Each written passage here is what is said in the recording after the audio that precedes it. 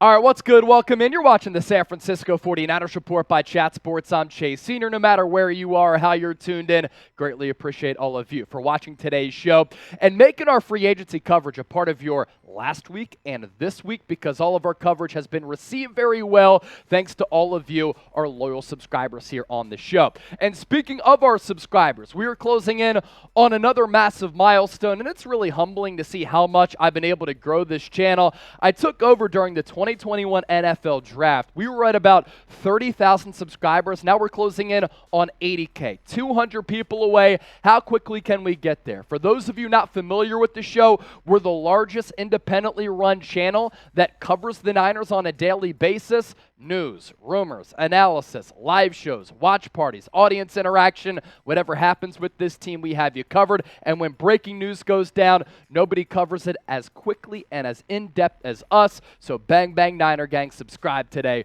We appreciate you. Let's begin with this. We're going to discover and talk about some of the latest Niners trade rumors here. Everything's been so free agency heavy over the last week and change, but San Francisco could look to add to this roster via the trade market. And we know that right now, after Mike McGlinchey got the bag, and I think got overpaid by the Denver Broncos, that San Francisco has a need for right tackle. The free agency pool, a little bit light. Draftees might be a little bit too young for a win-now roster, and San Francisco does not have a pick until 99 overall. Pretty intriguing player who could be available. It is Jonah Williams, the left tackle for the Cincinnati Bengals. He submitted a trade request to the Bengals last week after Cincinnati signed Orlando Brown to a massive contract, and he is intriguing for a couple of reasons here. And Trace, you can just keep that up in the preview screen there. He was selected in the first round back in the 2019 draft by Cincinnati, 11th overall. He was a unanimous All-American by Alabama in 2018. He's still only 25 years old and has some pretty good size for a left tackle at 6'4", 312 pounds. Obviously, the Niners have a need at right tackle. Jonah Williams has never played right tackle. He's only played left tackle, but oftentimes players can make that switch somewhat seamlessly. The issue with Jonah Williams, though, and why I'm not too all in on a potential trade, he's an expensive player on an expiring contract who did not play well last year, hasn't really played well or lived up to expectations for being the 11th overall pick, and he's never registered a snap at right tackle in his NFL career. So with that, before we continue to dive further into this as well as Hunter Renfrow, this is our poll question here to my right. Should the 49ers pull off a trade for Jonah Williams considering the need along the offensive line? T for trade, P for pass. Let me know. This will be the pinned comment, so if you get hit with that YouTube ad break, use it to your advantage. Scroll on down and get your votes in. By the time you do that, we'll be back chopping it up. More on Jonah Williams here. The money due with that aforementioned contract, $12.6 million in base salary because the Bengals did exercise his fifth-year option because he was a former first-round pick, and a cap hit this upcoming year of that same dollar amount at $12.6 million. Going back to the play, last year did not play well for Cincinnati and wasn't able to keep Joe Burrow upright. Joe Burrow's a great quarterback, but the offensive line, since he's come into the league out of LSU, has been spotty at best. That's why they brought in a guy like Orlando Brown. 61.2 overall grade for Jonah Williams last year, a pass blocking grade of 63.9. He is an awful run blocker. A grade of 49.9. What does Kyle Shanahan like to do? What is the forte of his offense? The outside zone scheme. What is the backbone of it? It's running the football. And if you are a bad run blocker in this offense at tackle, when you have to get out in space, get to that second and third level, to block downfield, to open up the running lanes for McCaffrey, Elijah Mitchell, Deebo Samuel, and the whole crew, that is not ideal by any means. You look further at the stats here. 1,100 snaps in 2022 for Williams. He had 4 penalties, gave up 12 sacks, and a total of 43 pressures. He was actually a weak spot on a weak offensive line for Cincinnati. Here's my read when it comes to this, because I've been asked this question over the last couple of days. It's been a hot topic among the faithful on those YouTube streets, on the internet streets, on the Twitter streets, he is too expensive. He is not good enough, and he is not a positional fit for San Francisco. And because he's expensive, I'd rather go with a rookie in the third round or trade up to the second round who could be under team control for the next 4 years.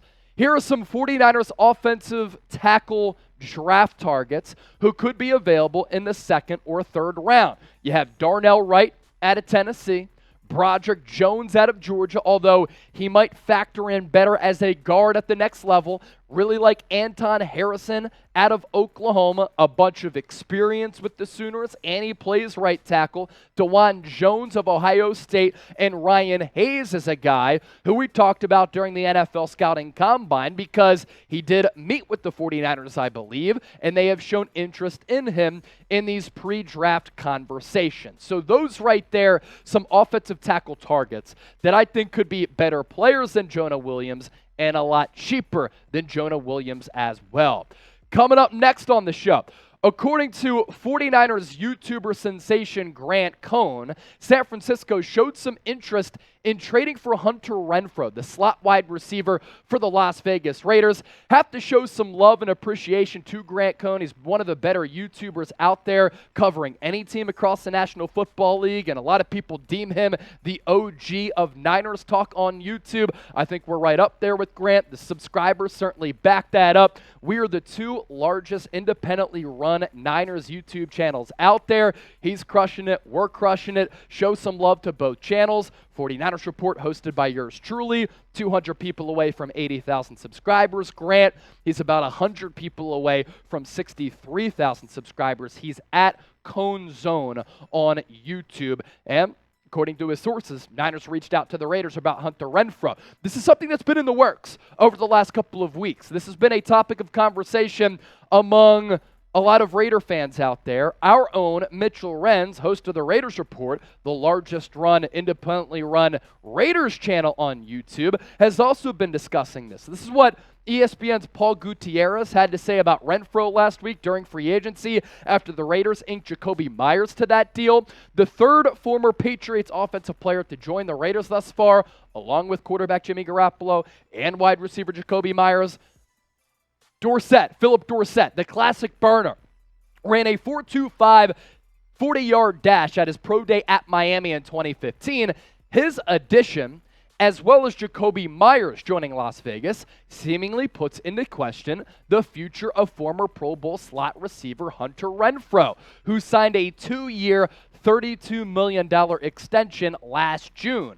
Dorsett, a first-round pick of the Colts, has 151 receptions for 2,000-plus yards and 12 touchdowns in his career, with 8 touchdowns coming with the Patriots in 2018-2019. Obviously, there's that connection with Josh McDaniels, and he has brought in a lot of former Raiders, or a lot of former Patriots to the Las Vegas Raiders right now. But here's my issue with Paul Gutierrez saying that. Philip Dorsett, nowhere near the player that is Hunter Renfrow, a lot cheaper than Hunter Renfrow. But if you have Jimmy Garoppolo, who's shown throughout his NFL career that he is at his best when he is surrounded by premier talent, which is what they have right now, why would you not keep Hunter Renfrow, who's a great security blanket for a quarterback like Jimmy Garoppolo, who oftentimes has to check it down? They already traded away Darren Waller. Why would you trade away Hunter Renfrow as well? It's not like you're tight on the cap and you have to save a bunch of money. What would Renfrow's fit be with San Francisco? I'm not really sure,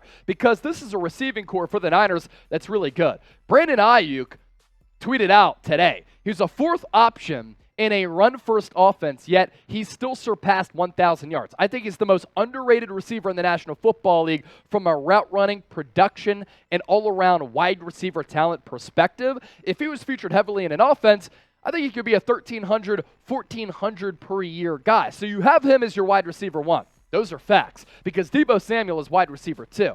Juwan Jennings is a pretty solid security blanket of a receiver two who occupies that slot spot, who's a lot cheaper than Hunter Renfrow. You're looking for the emergence of Danny Gray. This is an offense that features the tight end heavily in George Kittle, who had this resurgence last year, which was crazy. And you already have Christian McCaffrey, who I think should be utilized more in the slot to conserve him and keep him healthy. So what would Renfrow's fit be with this offense? I'm not sure that trade would make a lot of sense from a fit standpoint as well as a cost management standpoint. But he's a really, really solid player. 2022, he was injured a lot. Only played 10 games, but when he was on the field, 50 targets, 36 catches, 330 yards, and 2 touchdowns. In 2021, he was good. A career year. 128 targets, 103 catches, more than 1,000 yards, and 9 touchdowns. And the 2 years before that, rookie and sophomore campaigns, he was targeted pretty often with some solid production, but no doubt best year did come in 2021. A little bit small, somewhat slower, but a route technician at that slot receiver spot for Renfrow. You look at the Niners receiving production last year. They were really, really special. Ayuk, as I said, surpassed 1,000 yards receiving for the first time in his career. George Kittle was awesome the back half of the year. Just hit another stride when he teamed up with Brock Purdy. 60 catches, 765 yards, and 11 touchdowns. And Deebo Samuel, he's made a couple of hints about him taking his game to another level. He was a first-team All-Pro in 2021, and the Niners are going to need him to return to that form here in 2023. As for how much Renfrow would be making if the Niners did trade for him, a cap hit this upcoming year of $13.3 million. There is a potential out after 2023. If he were to be on the team in 2024, a cap hit of $13.7 million. I don't think it's going to happen. I don't think it makes a lot of sense. I like Jawan Jennings as that guy who comes through on some of the money downs, 3rd down, 4th down, but it is certainly an interesting name out there. So 2 trade candidates on today's show, Jonah Williams, Hunter Renfrow. I think aggressive wins in business, but I think the Niners need to be safe here and not trade for either of them. What say you, though? Should the Niners, about the latter, trade for Renfrow? HR for home run Hunter Renfrow, or type N for nah. Sound off with what you think. Let us know down in the comment section. And as always, thanks for your support of the Niners Report.